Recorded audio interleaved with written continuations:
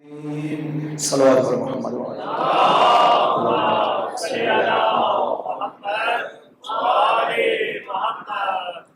بارگاہ خدا میں اپنی دعاؤں کو پیش کرتے ہیں۔ خدا بندہ صدقہ محمد وآل محمد ہماری ان عبادتوں کو اپنی بارگاہ میں منظور و مقبول فرما۔ خدا بندہ صدقہ محمد وآل محمد مجلس کا اہتمام کرنے والے دوستوں کی توفیقات میں اضافہ فرما، ان پر اپنی خاص رحمتیں نازل فرما۔ حاضرین جو اپنی حاجات لے کر حاضر ہوئے، تمام حاجات کو پورا فرما۔ بارگاہ ہمارے مولا و آقا کے ظہور میں تاجیل فرما، ان کے قلب مقدس کو ہم سے راضی و خوشنود فرما۔ خدا بندہ جہاں جہاں پہ شیعان مصروف قضا ہیں، ان کو اپنی حفظ و امان میں رکھنا، دشمنوں کے شر کو ان کی طرف لوٹا دینا۔ بارگاہ یہ ذکر مقدس جیسے جاری و ساری ہے، ظہور امام زمان اسی طرح جاری اور ساری رہے، بے فضل کا و رحمت کا یا ارحم الراحمین۔ صلوات پر محمد اللہم صلی علی محمد وآل محمد۔ یہ شب ہے نامی محرم کی۔ نامی محرم کو تاسوعہ کہا جاتا ہے، 10ویں محرم کو عاشورہ کہتے ہیں۔ عاشورہ خاص ہے سید الشہداء کے ساتھ، اور تاسوعہ خاص ہے حضرت عباس کے ساتھ۔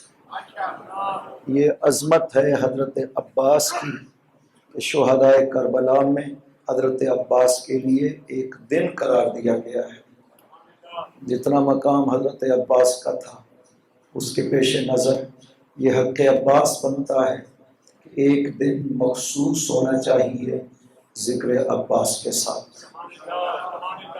ہم انشاءاللہ اس مجلس میں کوشش کریں گے کہ معرفت حضرت عباس کچھ ہمیں حاصل ہو سکے، مقام عباس کی عظمتوں کا ہمیں پتہ چل سکے۔ لیکن جو ہم آیت سرنامہ سخن قرار دے کر کے گفتگو کرتے رہے ہیں ان ایام میں، اس کا ایک پہلو باقی بچ گیا، جو پہلا لفظ ہے جو خدا نے ارشاد فرمایا وَكُلَّ شَيْءٍ أَحْصَيْنَاهُ فِي إِمَامٍ مُبِينٍ۔ امام کیا ہے، امام کی صفت کیا ہے، امام کیسی ہستی کو ہونا چاہیے، قرآن کریم سے یہ خود ایک گفتگو ہے جو وقت ہو تو ہونی چاہیے، چونکہ میری پوری کوشش ہوتی ہے کہ قرآن کریم سے گفتگو کی جائے اور قرآن کریم سے ہی یہ مطالب بیان ہونے چاہیے۔ لیکن واضح ہے یہ بحث بچ گئی، یہ ختم ہو گیا، ٹائم ختم ہو گیا، یہ گفتگو نہیں ہو سکتی۔ لیکن ایک پہلو امام کے ناطے یہ کہنا چاہیے، اور ہمیں اس میں عبادت کے لحاظ سے مصروف ہونا چاہیے کہ امام خداوند عظیم نے قرآن کریم میں ارشاد فرمایا ہے کہ یوم ندعو کل اناس بامامہم، کہ ہم قیامت کے دن ہر قوم کو، ہر گروہ کو ان کے امام کے ساتھ اٹھائیں گے، کہیں محشر میں امام کے ساتھ بلایا جائے گا۔ لہٰذا جو جس دور کا امام ہے وہ ساری امت اس امام کی امت ہے، اس امام کے ساتھ اٹھائی جائے گی۔ ہمارا دور ائمہ طاہرین کی لڑی میں سے اس آخری تاجدار ولایت کا دور ہے، جو غرض ہے، جو ارید ہے خداوند عظیم کی، جس کے لیے خدا فرماتا ہے فانتظروا انی معکم من المنتظرین، تم بھی انتظار کرو، تمہارے ساتھ میں بھی انتظار کر رہا ہوں۔ یا علی یا علی۔ تو یہ اس طرح سے خداوند عظیم نے جو عظمت امام زمان کو عطا کی ہے، ائمہ کے جملات ہیں امام زمان کے بارے میں، پاک پیغمبر کے کچھ جملات ہیں امام زمان کے بارے میں، اور خدا کے بھی کچھ جملات ہیں جو قرآن میں خدا نے بیان فرمائے ہیں۔ کہا جاتا ہے، لوگ کہتے ہیں کہ آپ شیعہ کہتے ہیں کہ امام مہدی علیہ السلام کا مسئلہ اگر اتنا ہے، میں دیکھو نا کتنا اہم ہے، اس کائنات کا اختتام خداوند عظیم جس ہدف اور مقصد پہ کرنا چاہتا ہے، قیامت آ ہی نہیں سکتی انسان کی عقل اس بات کی شاہد ہے کہ قیامت تب تک آ ہی نہیں سکتی جب تک امام زمانہ آ کر اس مقصد کو پورا نہ کرے جس مقصد کے لیے کائنات بنائی ہے۔ کائنات کو پہنچنا ہے اس مقصد تک، چونکہ اگر اس مقصد تک پہنچائے بغیر خداوند عظیم ختم کرتا کائنات کو تو پھر پیغمبر اکرم کی بعثت کے بعد جب دین و شریعت پہنچ گیا تھا خدا کائنات کو ختم کر دیتا، لیکن مقصد جو تھا نا خداوند عظیم کا کائنات میں وہ 3 چیزیں تھیں خدا جس کی خاطر اس کائنات کو باقی رکھے ہوئے ہے۔ ایک، خدا چاہتا ہے کہ پوری کائنات میں جہاں جہاں تک انسانوں کی آبادی ہے وہاں وہاں پر صبح و شب لا الہ الا اللہ کی آواز گونجنی چاہیے۔ یا علی یا علی، یعنی کلمہ توحید پوری کائنات پر چھانا چاہیے۔ خدا یہ چاہتا ہے۔ خدا سے پوچھے بارے تو ایسا چاہتا ہے یا نہیں؟ اس کائنات میں ہر جگہ پر جہاں جہاں انسانی آبادی بستی ہے وہاں پر تیرے نام کا ڈنکا بجنا چاہیے، وہاں صبح و شب لا الہ الا اللہ کی آوازیں بلند ہونی چاہیے۔ تو خدا کہے گا میرا تو ہدف و مقصد ہی یہی تھا کہ پوری کائنات میں کلمہ توحید نافذ ہونا چاہیے۔ ایک مقصد یہ تھا۔ دوسرا مقصد خداوند عظیم کا یہ ہے کہ اس پوری کائنات میں عدالت کو نافذ ہونا چاہیے۔ چاہتا ہے خداوند عظیم کہ کائنات میں لِيَقُومَ النَّاسُ بِالْقِسْطِ، قرآن میں فرماتے شاہد اللہ انہ لا الہ الا هو والملائکۃ وَأُولُو الْعِلْمِ قائمًا بالقسط۔ خداوند عظیم خود شہادت دیتا ہے کہ میرے علاوہ کوئی معبود نہیں ہے، ملائکہ بھی دیتے ہیں، صاحبان علم وہ بھی یہ گواہی دیتے ہیں۔ اور کیوں یہ سب کیا ہے خدا نے؟ لِيَقُومَ النَّاسُ بِالْقِسْطِ قائمًا بالقسط، خدا قسط کو، عدل کو اس کائنات میں قائم کرنا چاہتا ہے خداوند عظیم۔ لہذا اس کا یہ مقصد ہے اس کائنات میں عدل نافذ ہونا چاہیے، ظلم نہیں ہونا چاہیے۔ یہ 2 باتیں، اور تیسری بات چاہتا ہے خداوند عظیم اس کائنات میں امن کا گہوارہ ہونا چاہیے، کوئی نا امنی پوری کائنات میں نہیں ہونی چاہیے۔ یہ وہ 3 مقصد ہیں جو خدا پورے کرنا چاہتا تھا۔ اب جب مقصد خدا کا یہ ہے تو یہ سوال تو بنتا ہے کہ ان تینوں مقاصد میں سے ابھی تک کوئی ایک مقصد بھی پورا ہوا ہے یا نہیں ہوا ہے؟ اگر کوئی کہتا ہے کہ یہ مقاصد پورے ہو گئے تو وہ جھوٹ کہہ رہا ہے۔ کائنات میں کہیں امن کا گہوارہ نہیں ہے، کائنات میں کفر کی آبادی اسلام سے زیادہ ہے، لا الہ الا اللہ کی آوازیں پوری کائنات سے نہیں گونجتی ہے، کلمہ باطل کی آوازیں بلند ہو رہی ہیں، اور عدل کا حال تو دنیا کو معلوم ہے کہ سب سے زیادہ جس سے انسانیت بلبلا رہی ہے وہ یہی ظلم ہے۔ حکومتیں بھی کرتی ہیں اور لوگ بھی ایک دوسرے پہ ظلم کرتے ہیں۔ تو وہ مقصد تو قرآن کہتا ہے کہ پورا نہیں ہوا، تو وہ مقصد خدا چونکہ پورا کرنا چاہتا ہے، لہذا وہ قرآن میں کیا ارشاد فرماتا ہے؟ سورہ نور کی آیت نمبر 55 میں ارشاد فرماتا ہے وعد اللہ الذین آمنوا منکم وعملوا الصالحات، وعدہ ہے خدا کا تم میں سے ان کے ساتھ جو ایمان لے آئے اور جنہوں نے عمل صالح کیا۔ 3 وعدے خدا کہتا ہے میرے ان کے ساتھ ہیں۔ پہلا وعدہ یہ ہے لَيَسْتَخْلِفَنَّهُمْ فِي الْأَرْضِ كَمَا اسْتَخْلَفَ الَّذِينَ مِنْ قَبْلِهِمْ، کہ خداوند عظیم انہیں خلافت دے گا زمین میں اسی طرح کی خلافت جیسے اس نے داؤد کو بھی عطا کی تھی اور سلیمان کو بھی عطا کی تھی۔ یہ میرا وعدہ ہے، میں آپ کو خلافت عطا کروں گا۔ دوسرا وعدہ وَلَا يُمَكِّنَنَّ لَهُمْ دِينَهُمُ الَّذِي ارْتَضَىٰ لَهُمْ، میں زمین میں اس دین کو نافذ کر دوں گا جس دین کو میں خدا راضی ہوا ہوں تمہارے لیے، میں اس دین کو زمین پہ نافذ کروں گا۔ زمین کہہ رہا ہے خدا بندے، کسی ایک جگہ پہ نہیں۔ آپ کہیں نا خلفاء کے دور میں اسلام نافذ ہو گیا تھا، چند شہروں میں تھوڑی سی آبادیوں میں ہم مان لیتے ہیں اسلام نافذ ہو گیا۔ خلافت اسلامیہ جو قریب قریب شہر تھے ان میں ہم فرض کر رہے ہیں، ورنہ ہم بیان کریں گے کہ جہاں نبی کی بیٹی کا گھر محفوظ نہیں رہا مدینہ میں، اسے نہیں کہتے ہیں کہ خدا نے کہا دین نافذ ہو گیا ہے، عدالت نافذ ہو گئی ہے۔ ہم کیسے مان لیں جہاں نبی کی بیٹی کا گھر محفوظ نہ رہا ہو؟ کیسے عدالت کو مان لیں کہ عدالت زمین پر نافذ ہو؟ خدا نے تو وعدہ ایک شہر کا نہیں دیا کہ ایک شہر کو میں نمونہ بنا دوں گا، مدینہ تمہارے لیے امن کا گہوارہ بن جائے گا، مدینہ جو ہے وہ امن کا اور اسلام کے نفاذ کا مرکز بن جائے گا۔ خدا نے یہ نہیں کہا، خدا نے کہا وَلَيُمَكِّنَنَّ لَهُمْ دِينَهُمُ الَّذِي ارْتَضَىٰ لَهُمْ، کہ جس دین پہ خدا راضی ہوا ہے اس دین کو زمین میں نافذ کر دے گا۔ اور تیسرا وَلَيُبَدِّلَنَّهُمْ مِنْ بَعْدِ خَوْفِهِمْ أَمْنًا، خوف ختم ہو جائے گا، لوگوں کو دلوں میں خوف بدل جائے گا اور اس کی جگہ پر امن آ جائے گا لوگوں کے دلوں میں۔ یہ فرق ہوتا ہے۔ ایک مرتبہ حکومت دعویٰ کرتی ہے کہ ہم نے ملک کو امن کا گہوارہ بنا دیا، حکومت دعویٰ کرتی ہے، لوگوں کو امن کا احساس نہیں ہوتا۔ حکومتیں بعض دفعہ جھوٹے دعویٰ کریں، بعض دفعہ ممکن ہے اپنی سطح پہ انہوں نے اوپر تھوڑی کوشش کی ہو، امن نافذ ہو گیا، نیچے سطح پہ ویسے کا ویسا ظلم اور ناامنی چل رہی ہو، حکومتوں کو پتہ نہ ہو۔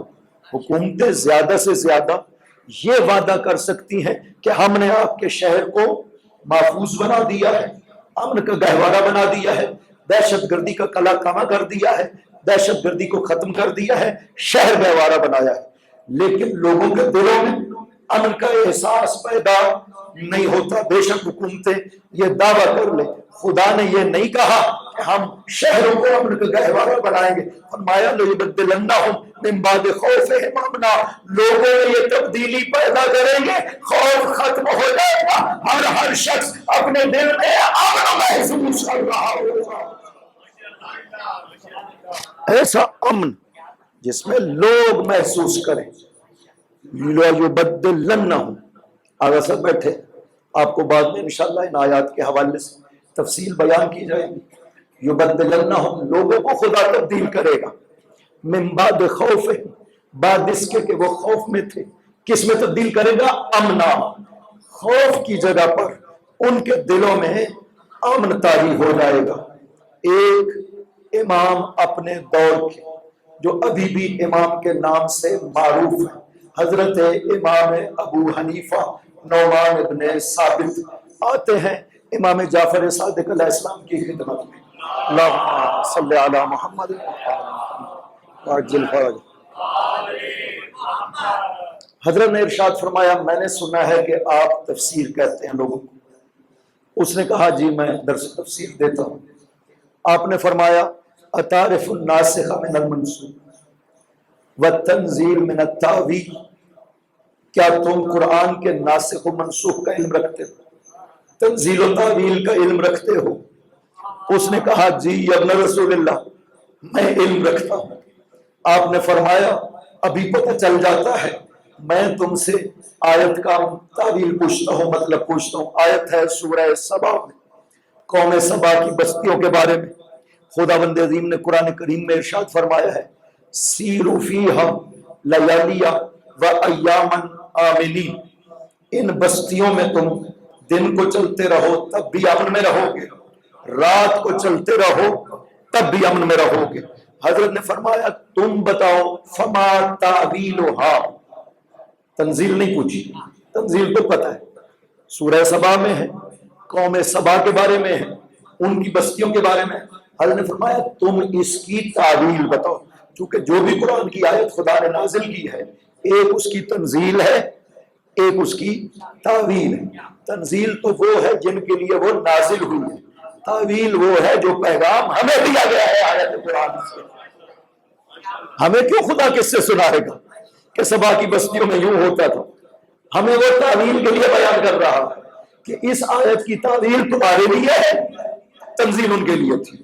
حضرت نے فرمایا فما تعویلھا، مجھے بتاؤ اس آیت کی تعویل کیا ہے؟ جناب ابو حنیفہ نے فرمایا کہ ابن رسول اللہ اس کی تعویل ہے السفر بین مکہ والمدینہ، مکہ اور مدینہ کے بیچ میں جو سفر ہے نا وہ اس آیت کی تعویل ہے، یعنی امن ہے۔ حضرت نے فرمایا تم مجھے انصاف سے بتاؤ مکہ اور مدینہ کے درمیان سفر کرتے ہوئے حاجیوں کو لوٹا جاتا ہے یا نہیں لوٹا جاتا ہے؟ حاجیوں کو مارا جاتا ہے یا نہیں مارا جاتا؟ حاجی قتل بھی ہوتے ہیں، اس سفر میں لٹ بھی جاتے ہیں۔ جب یہ سنا تو کہتا ہے یا ابن رسول اللہ یہ تو ہوتا ہے۔ فرمایا پھر خدا کیوں کہہ رہا ہے کہ دن کو چلتے رہو تب بھی امن میں رہو گے، رات کو سفر کرو تب بھی امن میں رہو گے، اگر لوٹا جاتا ہے مارا جاتا ہے یہ تو وعدہ خدا بندی پورا نہ ہوا۔ تو ابو حنیفہ نے پوچھا یا ابن رسول اللہ آپ فرمائیے اس آیت کی تعویل کیا ہے؟ فرمایا لم ینزل لها التعویل بعد، اس کی تعویل ابھی تک آئی نہیں، تعویل تب آئے گی جب ہمارا قائم تشریف لائے گا۔ یا اللہ، اتنا امن ہو جائے گا، حضرت فرماتے ہیں جب ہمارا قائم آئے گا زمین پر اتنا ہوگا کہ شام سے خاتون اکیلے چلے گی، کوفہ تک چلتی ہوئی آئے گی، دن میں بھی سفر کرے گی رات میں بھی سفر کرے گی، اسے کہیں بھی کوئی خطرہ محسوس نہیں ہوگا۔ خدا یہ چاہتا ہے، وہ کہتا ہے میں زمین کو اس طرح بنانا چاہتا ہوں۔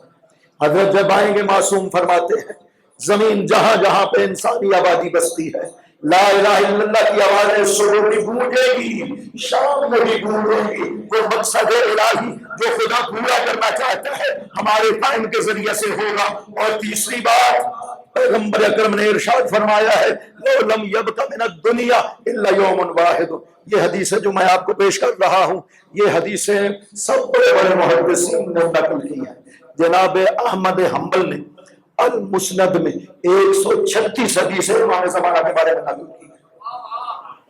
اتنا مسلم مسئلہ 136 حدیثیں صرف جناب احمد حنبل، سنن ابی داؤد میں، سنن ابن ماجہ میں، ترمذی میں یہ روایتیں موجود ہیں۔ صحیح بخاری میں صرف ایک روایت ایک حوالے سے حضرت کے حوالے سے وہ بھی موجود ہے، وہ بھی پیش کرتا ہوں مختصر سے تاکہ ہم آج کا موضوع اس پر گفتگو کر سکیں۔ فرماتے ہیں پاک پیغمبر لو لم یبق من الدنیا الا یوم واحد لطول اللہ ذلک اليوم، اگر اس دنیا کی عمر باقی نہ رہے مگر ایک دن باقی بچ جائے، خدا اسے ایک دن کو اتنا لمبا کرے گا حتی یبعث رجلا من اہل بیتی من ولدی، یہاں تک کہ خدا بند عظیم بھیجے گا۔ یہ نہیں کہا کہ خدا پیدا کرے گا، فرمایا مبعوث فرمائے گا، بھیجے گا میری آل میں سے، میری فطرت میں سے اس مرد کو جو آ کر کے کرے گا کیا یمنع الارض قسطا وعدلا کما ملئت ظلما وجورا، وہ آئے گا زمین کو عدل و انصاف سے ایسے بھرے گا جیسے پہلے ظلم و جور سے بھر چکی ہو۔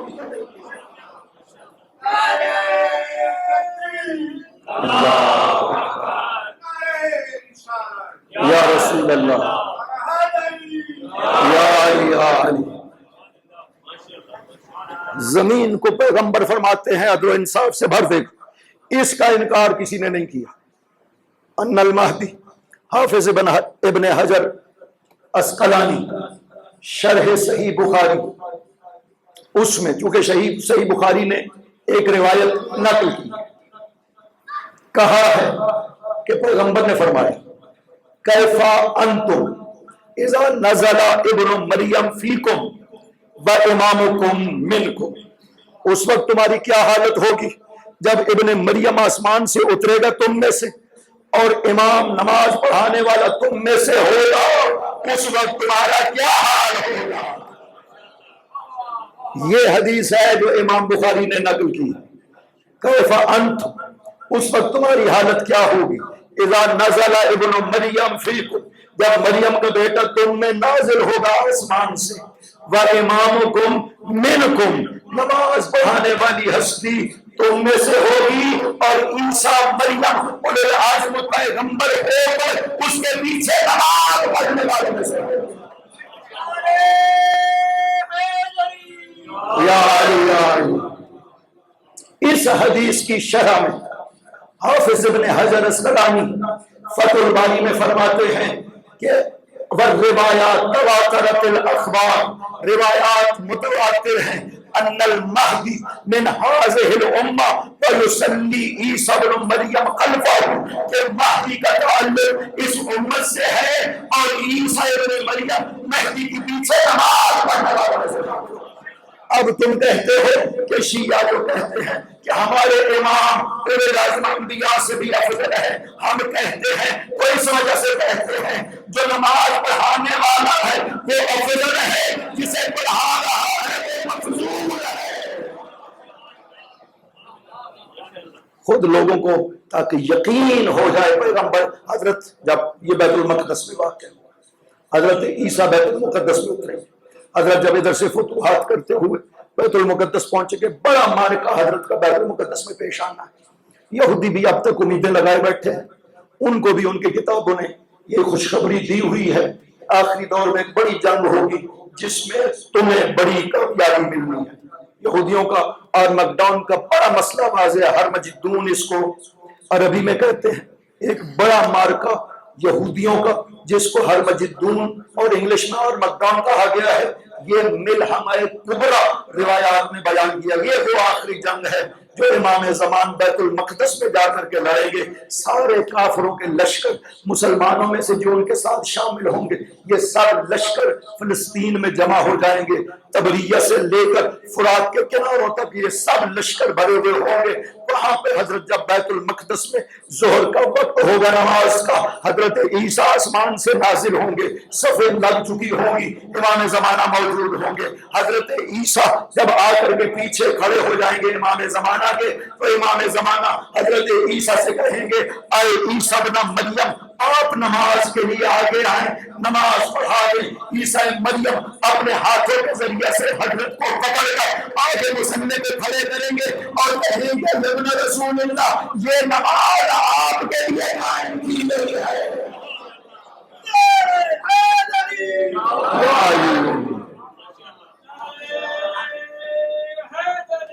یا علی یا علی، یہ آپ کے لیے قائم ہوئی ہے ابن رسول اللہ، امامت آپ کریں گے۔ تھوڑا عرصہ حضرت عیسیٰ زندہ رہیں گے حضرت کے وزیر کے طور پر۔ حضرت عیسیٰ اعلان کریں گے عیسائیوں میں، عیسائیوں اگر مجھے مانتے ہو تو سب کے ساتھ اس ہستی پہ ایمان لے آؤ، دین محمد کو مانو اور اس کو اپنا امام مانو۔ یہی وجہ ہے کہ قرآن کہتا ہے کہ عیسیٰ ابن مریم مرے گا نہیں جب تک اکثر اہل کتاب عیسیٰ پر ایمان لے آئیں گے۔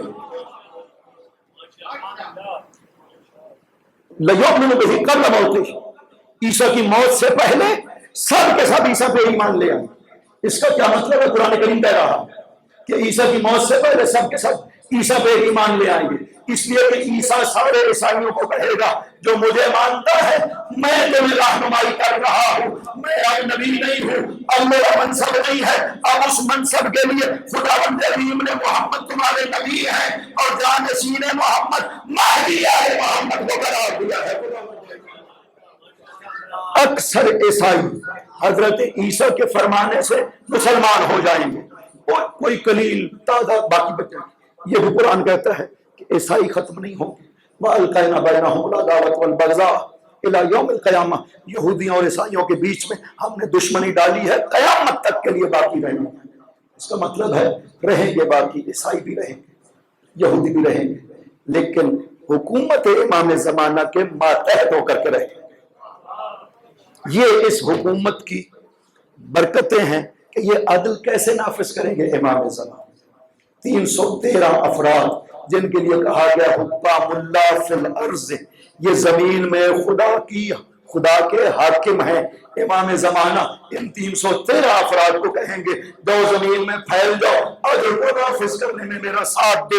وہ عرض کریں گے یا ابن رسول اللہ، آپ سے دور جانے کے بعد اگر ہمیں کوئی مسئلہ پیش آ جائے تو ہم کیسے پتہ کریں گے اس مسئلہ کو؟ آپ فرمائیں گے جہاں جہاں پہ تم موجود ہو تم اپنی ہتھیلی پہ نظر کرنا، مسئلہ تمہیں لکھا ہوا نظر آ جائے گا۔ ایسا نظام نافذ ہو جائے گا، جو جہاں پہ جرم کرے گا وہیں پہ پکڑا جائے گا، وہیں پہ سزا دی جائے گی۔ اس طرح 8 ماہ مسلسل نواسہ رسول جنگ کرے گا اور دنیا کو امن کا گہوارہ بنا دے گا۔ یہ بہت خوبصورت گفتگویں ہیں حضرت کے حوالے سے، یہ کافی ہے، پھر موقع ملا تو بات کریں گے۔ ہم یہ جو یوم تاسوعہ جس ہستی کے نام سے 9 محرم کا دن منسوخ کیا گیا ہے، اس ہستی کی عظمتیں بہت زیادہ ہیں۔ حضرت عباس، ابھی آپ میرے عزیز سے سن رہے تھے کس طرح سے مولا نے فرمایا عقیل سے، عقیل میں چاہتا ہوں علی کا ایک بیٹا پیدا ہو، کیا صفت ہو؟ فارسن شجاعن، علی ایسا بیٹا جو شجاع بھی ہو اور شاہ سوار بھی ہو، ایسا بیٹا چاہتا ہوں۔ علی جسے شجاعت کہہ رہے ہیں وہ کتنا شجاع ہونا چاہیے؟ علی کی ذات جسے کہہ رہی ہے کہ مجھے شجاع بیٹا چاہیے۔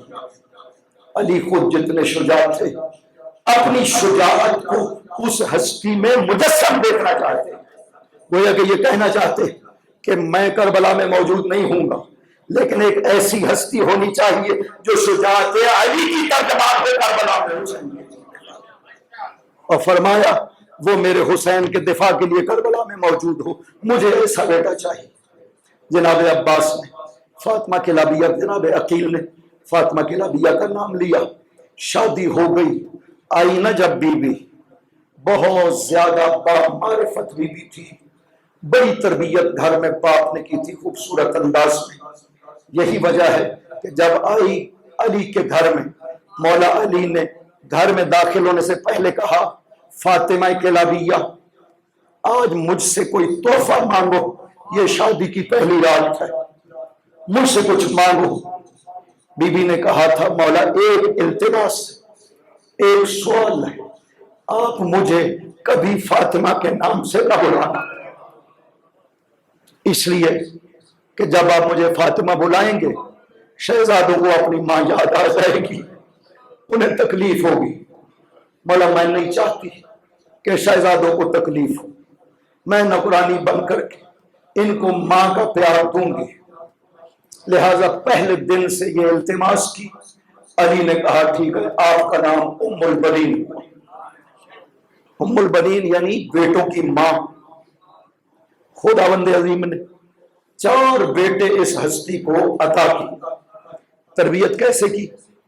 بیٹوں کے کانوں میں بچپن سے یہ بات ڈالی کہ دیکھو تم بے شک علی کے بیٹے ہو، لیکن کبھی بھی حسن و حسین کو اپنا بھائی نہ سمجھنا، وہ تمہارے مولا ہے، تم ان کے غلام ہو۔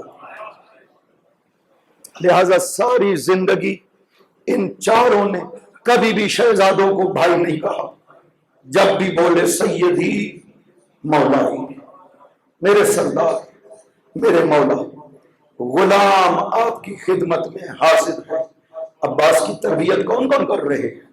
معمولی بات ہے، 3 اماموں نے عباس کی تربیت کی ہے، مولا نے کی اور دونوں بڑے بھائیوں نے کی۔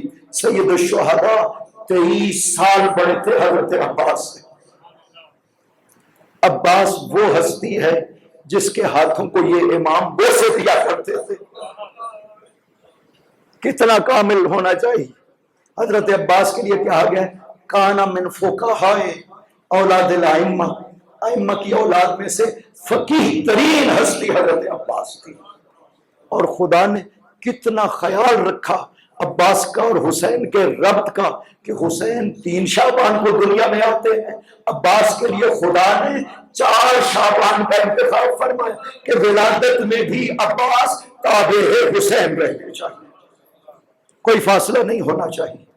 عباس کی تربیت علی کر رہے ہیں، گود میں بیٹھاتے تھے، علم عباس کے اندر اس طرح سے نازل کیا کرتے تھے جیسے پرندے کو، بچے کو پرندہ غذا دیتا ہے، لہذا بعین ہی یہ جملے حضرت عباس کے لیے بھی کہے گئے ہیں جو مولا نے اپنے بارے میں ارشاد فرمائے تھے کہ ھذا سفت العلم، اپنے سینہ پہ ہاتھ رکھ کر کے کہتے تھے یہ مرکز علم ہے، ہاں ہونا علم جمع، یہاں پر علم کے خزانے موجود ہیں۔ آدما زکانی رسول اللہ زکن زکا، یہ وہ علی ہے، علی کا علم ہے جو پیغمبر نے علی کو ایسے عطا کیا ہے جیسے پرندہ اپنے بچوں کو غذا دیا کرتا ہے۔ یہ مولا علی کے بارے میں خود فرمایا، حضرت عباس کے بارے میں بھی معصومین نے فرمایا ہے کہ ان کو علم کی غذا دی گئی ہے۔ لہذا یہ ہستی اس طرح سے تھی کہ امامت کے جو شرائط ہیں وہ ذات عباس میں پائے جاتے تھے۔ امام نہیں بن سکتے تھے دو وجہ سے، حضرت عباس امام نہیں بن سکتے تھے۔ ایک، جناب سیدہ کی اولاد کے علاوہ کہیں بھی دو بھائی امام نہیں بن سکتے۔ یہ شرف صرف جناب سیدہ کا ہے کہ دو بیٹے تھے، دونوں خدا نے امام بنائے۔ یہاں سے عظمت سیدہ کا پتہ چلتا ہے۔ اور دوسری بھی عظمت سیدہ کی ہے کہ امامت صرف اور صرف ذریت سیدہ میں پائی جا سکتی، کسی اور ذریت میں امامت نہیں ہو سکتی۔ حضرت عباس کے دو بھائی امام تھے، لہذا خود امام نہیں بن سکتے تھے، ذریت سیدہ میں سے نہیں تھے، اس وجہ سے حضرت عباس امام نہیں بن سکے۔ ورنہ مقام و منزلت عباس کی بہت زیادہ بلند ہے، اور بچپن سے اپنے بھائیوں کی خدمت میں رہے۔ تعجب ہوتا ہے انسان کو کہ جو ہستی اس طرح سے پڑھائی گئی، علم عطا کیا گیا، اس ہستی سے آپ کو کوئی روایت بھی نہیں ملی۔ وجہ کیا ہے؟ بالکل مولا علی پہ قیاس کریں۔ مولا علی جب تک پیغمبر اکرم تشریف فرما تھے دنیا میں، آپ کو کہیں بھی علی سے کوئی حدیث نہیں ملے گی، علی سے کوئی خطبہ نہیں ملے گا سوائے اس خطبہ نکاح کے جو پیغمبر نے خود فرمایا تھا، علی اپنے نکاح کے لیے خطبہ پڑھو۔ یہ عظمت پیغمبر کے سامنے علی سر جھکا کر کے رہتے تھے، کبھی پیغمبر کے سامنے علی بولتے نہیں تھے۔ جہاں پہ پیغمبر تشریف فرما نہ ہوتے وہاں پہ علی اپنے علم کا اظہار کیا کرتے تھے۔ حضور پیغمبر میں کبھی بھی علی نہیں بولے۔ حضرت عباس کے ساتھ ساری زندگی یہی مسئلہ رہا ہے کہ حضرت عباس نے پوری زندگی بسر کی ہے تو اپنے ائمہ کی خدمت میں بسر کی ہے، لہذا کبھی بھی اپنا مشورہ تک پیش نہیں کیا۔ بھائیوں نے جو کہہ دیا، عباس نے کہا آمنا وصدقنا، بھائی آپ کا حکم ہے، مولا آپ کا حکم ہے، عباس حاضر ہے۔ لہذا بڑے بڑے سخت مرحلے آئے، بھائیوں کی وجہ سے عباس خاموش رہے۔ بچپن کا ایک واقعہ ہے، حضرت عباس بالکل بچے ہیں، مسجد میں تشریف لے جاتے ہیں، مسجد میں علی خطبہ دے رہے ہیں، مولا علی اور مولا حسین نے کہا کہ مجھے پیاس لگی ہے۔ عباس نے سنا، آہستہ سے اٹھ کر دوڑتے ہوئے گھر گئے، اپنی ماں سے کہا اماں مجھے جلدی سے پانی دے، میرا حسین پانی مانگ رہا۔ ماں نے جام بھر کے دیا، عباس نے سر پہ رکھا، تیز تیز چلتے ہوئے مسجد میں آ رہے ہیں، پانی گر رہا ہے، عباس گیلے ہو رہے ہیں، آ کر کے جام حسین کو پیش کیا۔ جب لیا تو کہا عباس بھیا تم کیسے چلے گئے؟ کہا مولا آپ نے کہا میں پیاسا ہوں تو میں کیسے برداشت کر سکتا، اس لیے پانی کے لیے چلا گیا۔ عباس اس طرح سے حسین کے لیے بچپن میں تھے۔ عباس اس وقت 23-24 سال کے تھے جس وقت امام حسن کے جنازے پہ تیر لگے، جنازہ کریم اہل بیت گھر واپس آئے، کفن سرخ تھا خون امام حسن سے، تیر 70 جنازہ حسن میں لگے ہوئے تھے۔ عباس اس وقت 24 سال کا جوان تھا، اور جانتے ہو عباس کے لیے کیا کہا گیا ہے؟ کتنی بڑی شخصیت تھی عباس، ظاہری جسم کے لحاظ سے کہا گیا کانا کالطود العظیم، عباس ایک بڑی چٹان کی مانند تھے۔ کانا یرکب الفرس المتحم، ایک بڑا گھوڑا جو آپ تصور کر سکتے ہیں، عباس اس بڑے گھوڑے پر جب سوار ہوتے تھے تو عباس کے قدم زمین پر لگتے تھے۔ ہائے ہائے ہائے ہائے، اتنی بڑی ہستی جب دشمنوں کے سامنے آ جائے دشمن کا پانی پھٹا ہو جاتا تھا جب عباس کو دیکھتے تھے، سہم جاتے تھے دشمن شخصیت عباس کے ساتھ۔ اب بتاؤ شخصیت ہو عباس جیسی، حسن جیسا امام، اس کے جنازے پہ دشمن مارے تیر، عباس کا کیا حال ہونا چاہیے؟ عباس نے جب جنازہ امام حسن کو دیکھا تلوار پہ ہاتھ رکھا، ادھر ہاتھ رکھا، حسین نے عباس کے ہاتھ پہ ہاتھ رکھ دیا، نہیں عباس خاموش ہو جائے۔ عباس وہیں پہ خاموش ہو گئے، ساکن ہو گئے عباس۔ اتنا مطیع قرار دیا خداوند عظیم نے عباس کو اپنے ائمہ کے سامنے۔ یہ واحد امام زادہ ہے جس کی زیارت معصوم نے خود ارشاد فرمائی۔ باقی امام زادوں کی آپ زیارت کو جاتے وہاں پہ زیارت پڑھتے ہیں، یہ زیارتیں کسی معصوم نے نہیں ارشاد فرمائی۔ یہ علماء نے خود ان شہزادوں کے حضور ان کی مقام کی مناسبت سے زیارات کے الفاظ جمع کیے ہیں اور زیارات بنائی ہے تاکہ لوگ سلام کر سکیں امام زادے۔ لہذا کسی امام زادے کی زیارت کسی معصوم نے ارشاد نہیں فرمایا، یہ واحد ہستی ہے ائمہ کی اولاد میں سے جس کی زیارت امام صادق علیہ السلام نے ارشاد فرمائی۔ اور جانتے ہو لفظ کیا ہے؟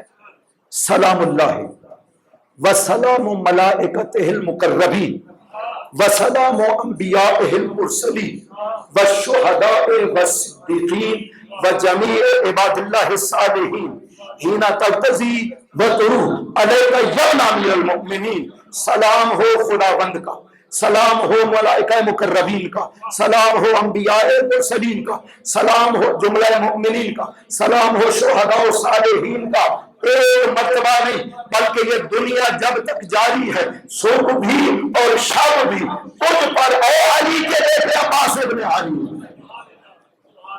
اس طرح سے معصوم نے اس ہستی بیان ہی جس طرح سے ائمہ طاہرین پہ سلام کیا جاتا ہے، حضرت عباس سے اس طرح سلام کو مولا نے ارشاد فرمایا ہے۔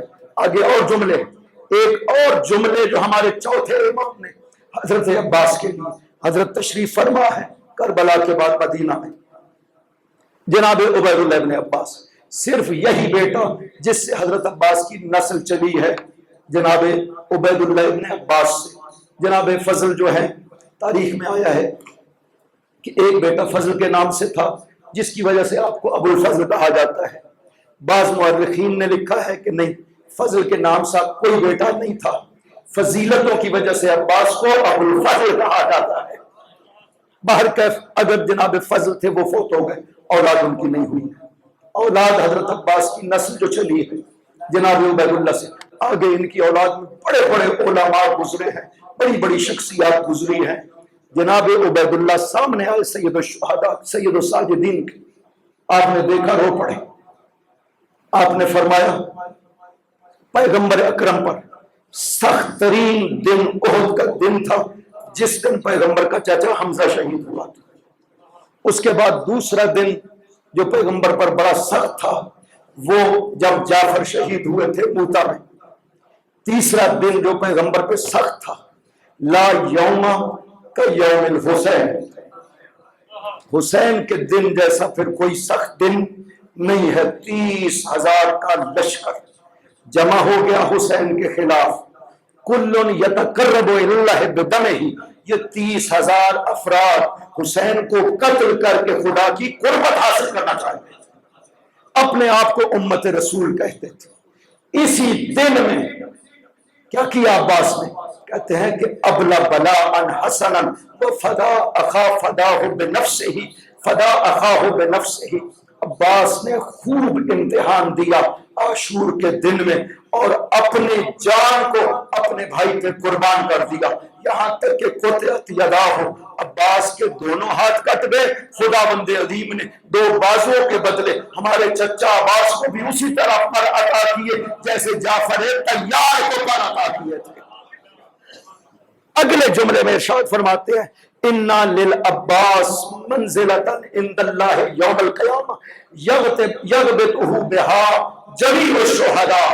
قیامت کے دن عباس کو خدا کے حضور ایک اتنا بڑا بلند مقام حاصل ہوگا کہ سارے شہید عباس کی عظمت پہ رشک کرنے والے ہوں۔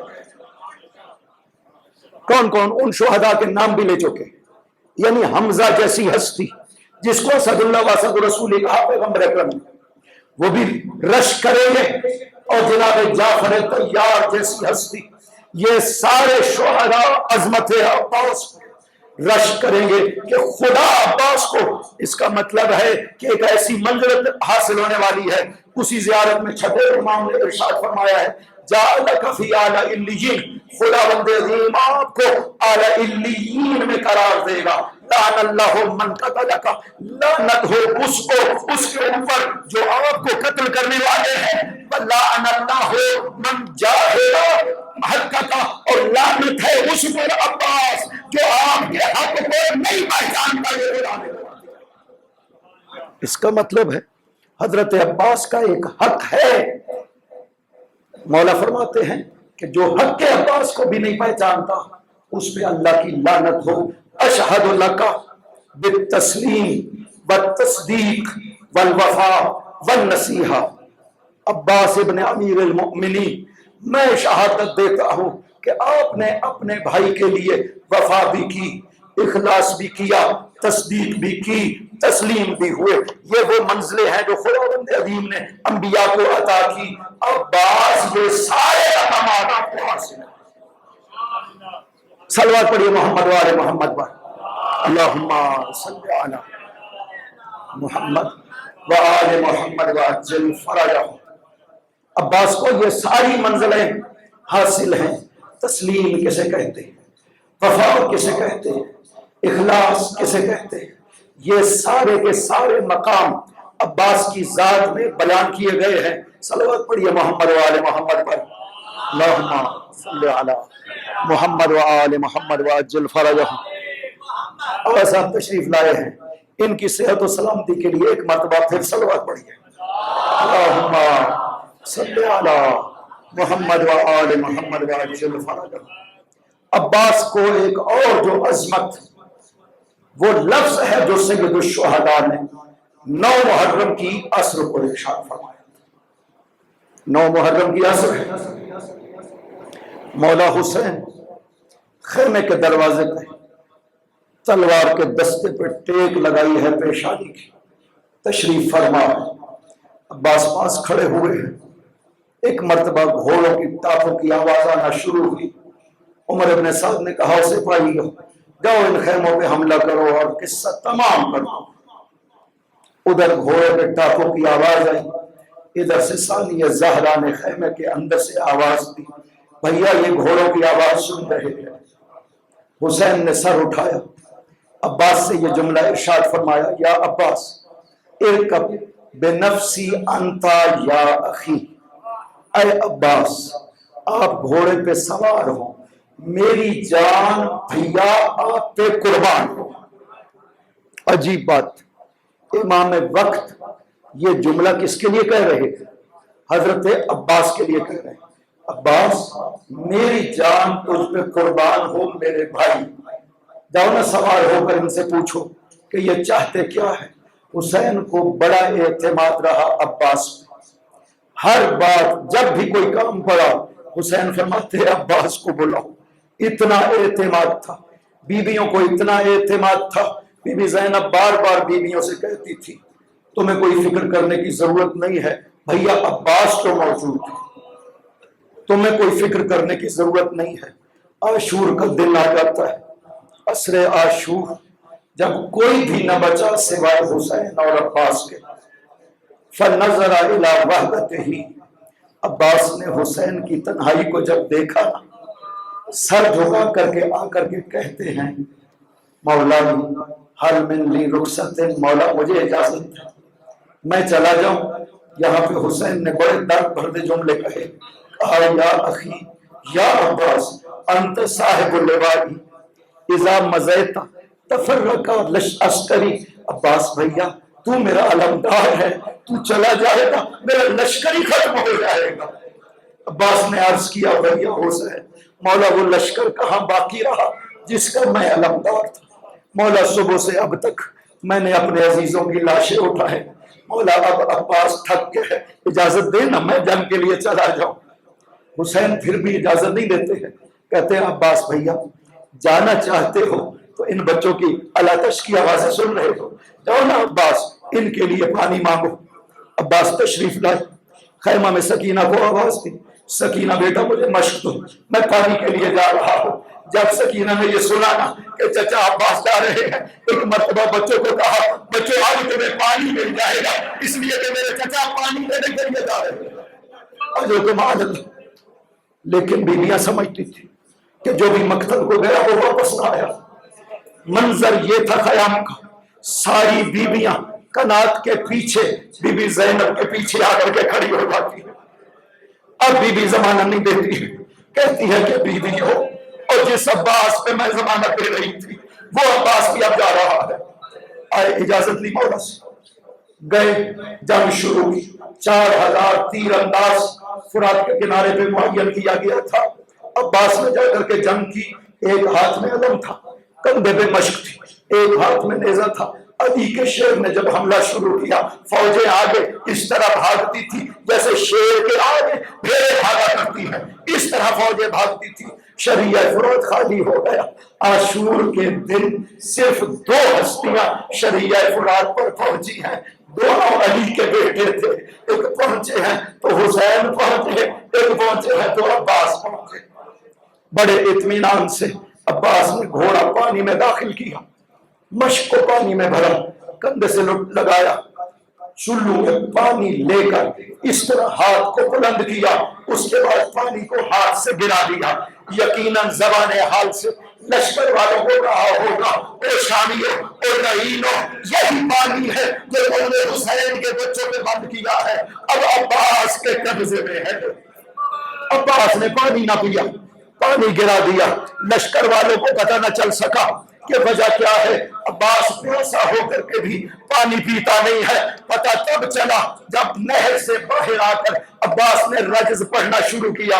اس رجز کے یہ لفظ ہیں، اپنے آپ کو کہہ رہے ہیں، عباس تم کیسے پانی پی سکتے ہو، تمہارا مولا پیاسا ہے، حسین کے بچے پیاسے ہیں، عباس تم کیسے پانی پی سکتے ہو۔ جنگ کرنی شروع کی۔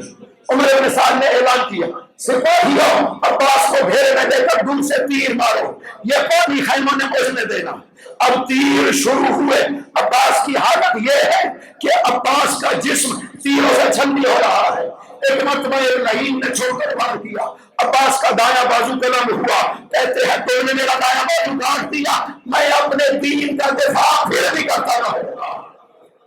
اجرکم علی اللہ، جنگ کر رہے ہیں، دوسرا بازو کٹا۔ اب عباس نے اپنے آپ کو مشق کے اوپر جھکا لیا کہ کوئی تیر بھی آتا ہے تو عباس کو لگے پانی بچ جائے، میں نے سکینہ سے وعدہ کیا ہے پانی لاؤں گا۔ تیر لگتے رہے، ایک مرتبہ ایک تیر لگا، مشق میں پانی بہ گئے، سارا حیران۔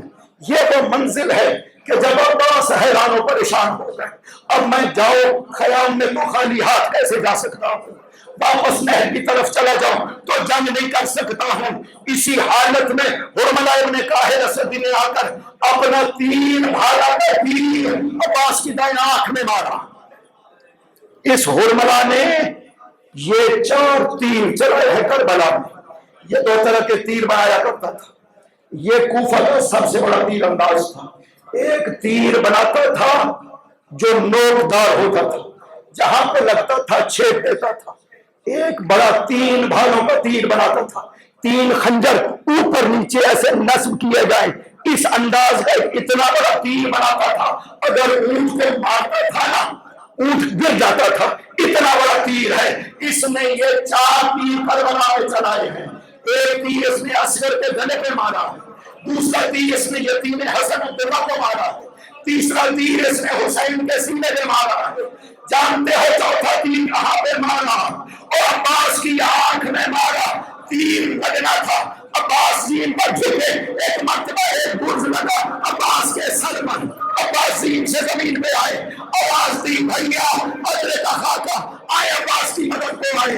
یہ سننا تھا، حسین کھڑے ہوئے زمین پر جھک گئے، اللہ نصر ازاری، عباس میری کمر ٹوٹ گئی، اجرکم علی اللہ۔ حسین چلے عباس کی طرف، تھوڑی دور جب گئے تھے زمین پر نظر پڑی، عباس کا بازو کٹا ہوا پڑا ہے، زمین پر بیٹھ گئے، بازو عباس کو اٹھایا، بوسے کہتے تھے، بلند آواز سے گریہ کر کے کہتے تھے، لوگوں کو تیراکی اور میرا بھائی مارا گیا۔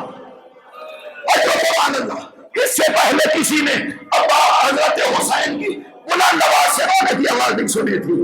عباس کے بازوؤں کو اٹھا کر بوسے لیتے تھے، رو رو کر کے کہتے تھے لوگوں میرا بھائی مارا گیا۔ آئے وہاں پر جہاں زمین پر عباس موجود تھے، حسین زمین پر بیٹھے، سر عباس کو اٹھا کر گود میں رکھا، عباس کی آنکھ سے خون صاف کیا، اور جب عباس کی نظر پڑی چہرہ حسین پر، چونکہ یہ لفظ ہے جب بازوؤں کو چوما پانر ان کے ساتھ ہی بجر حسین، حسین کا چہرہ زرد پڑ گیا، گریہ شروع کیا، اور جب عباس کی نظر پڑی چہرہ حسین پر، عباس رونے لگے۔ پوچھا بھیا روتے کیوں ہو؟ عرض کیا مولا روتا عرش پہ ہوں، اب میں جا رہا ہوں، غلام کا سر آپ کی گود میں ہے، اور تھوڑی دیر میں آپ کو ذبح کیا جائے گا، آپ کا سر اٹھانے والا کوئی نہیں ہوگا۔ اور سبحان اللہ، عباس نے عرض کیا مولا مجھ پہ احسان کر، میری لاش کو خیام میں نہ لے جانا، بیویاں برداشت نہیں کر سکے گی۔ حسین نے کہا بھیا تم نے مجھ پہ احسان کیا، میں تیری لاش بھی نہ اٹھا پاتا۔ حسین نے علم عباس اٹھایا، آستینوں سے اپنے آنسو صاف کر رہے تھے۔ سکینہ نے بڑھ کر کے پوچھا اے نامی العباس،